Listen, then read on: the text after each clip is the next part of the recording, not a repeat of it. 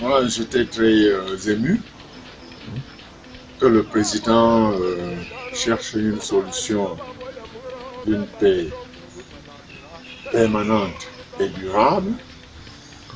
Je pense que je partage entièrement celui de proposer à la nation un dialogue. Parce qu'à travers ce dialogue, on peut trouver la racine du mal. Tout comme un médecin qui, pour soigner un malade, il faut diagnostiquer et trouver le mal. Si on ne trouve pas le mal, on ne peut pas trouver une solution adaptée, une solution qui peut apporter la paix dans notre pays. Vraiment, je crois que le président Biya, oui, je suis entièrement d'accord qu'il y ait un dialogue. Et il a parlé des groupes armés, oui, de la société civile, de tout le monde, quoi, tout le monde qui aime le Cameroun. Et je souhaite que vraiment tous les participants soient sincères. Pour que cela ne nous arrive plus jamais. Parce que s'ils trouvent la racine du mal, et on apporte la solution, vous allez voir sur le plan économique, sur le plan social, surtout l'école, les enfants vont reprendre le chemin de l'école. Et je profite pour dire que l'école, c'est la vie. L'école, c'est la vie. Pour ceux qui n'ont pas compris, qui prennent les enfants en otage, je dis que l'école, c'est la vie. Tous les groupes humains du monde entier, tous les groupes humains, pour l'intégration de leurs enfants plus tard dans la société, tous les groupes humains ont organisé des écoles. Il y a des écoles un peu partout. Nous ne pouvons pas nous amuser avec l'école.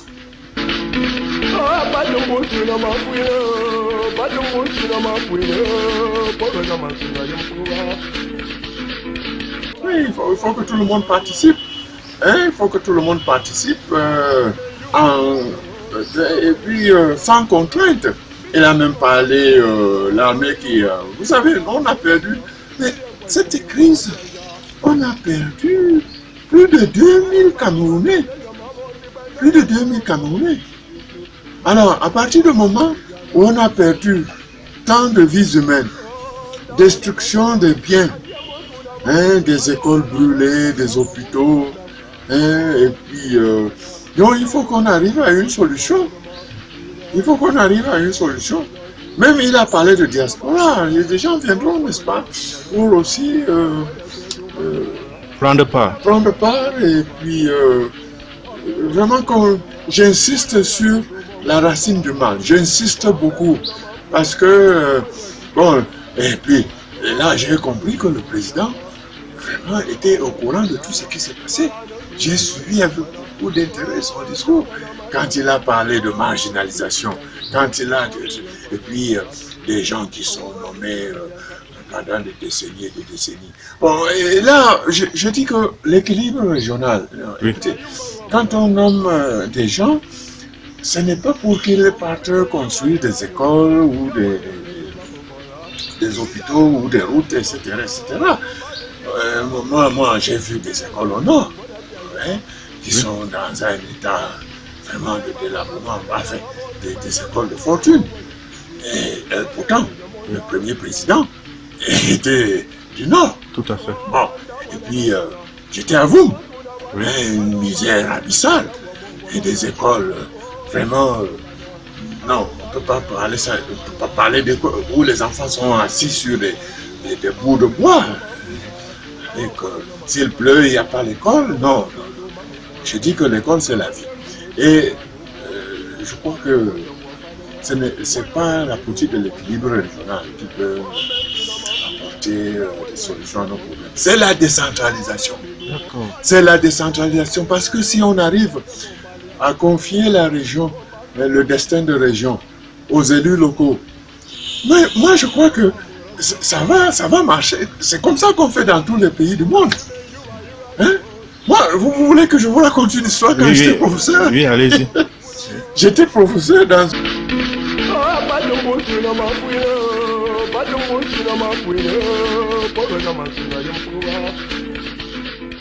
Oui. Pour aller construire des routes et des trucs. Donc, pour moi, c'est la descente. Si on veut, si on est sincère, que ce pays change, que ce pays s'améliore, il faut la décentralisation. C'est-à-dire le partage du pouvoir. Qu'une partie du budget de l'État puisse servir à développer les régions.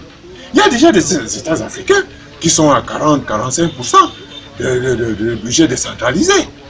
Alors, je ne sais même pas si nous, on est même à 2%. Vous savez, on a hérité la centralisation jacobine.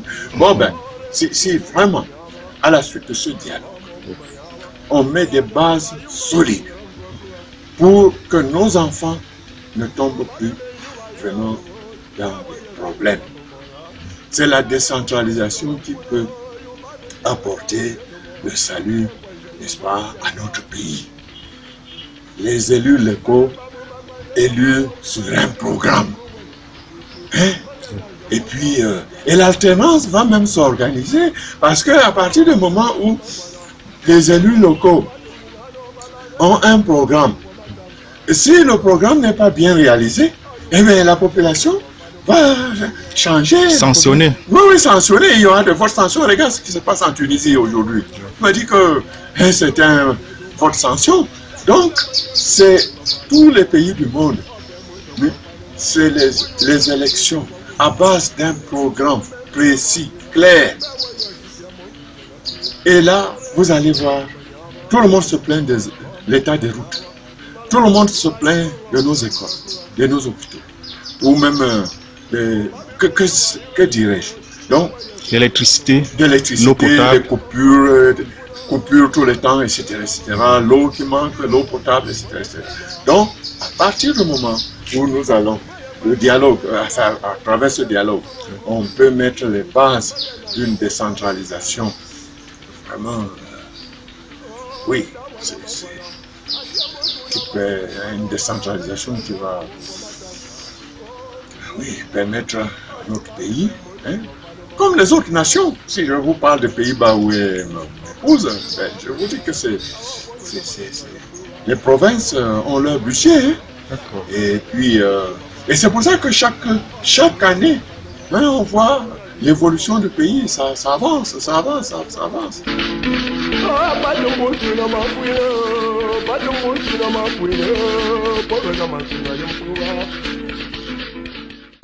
Bon, ma préoccupation ici en tant que Bamoun, si je pouvais voir notre département s'unir. Depuis, je suis choqué par cette division. Et tout nous divise, hein. La religion nous divise, les syndicats nous divisent, les partis politiques nous divisent, les familles sont divisées.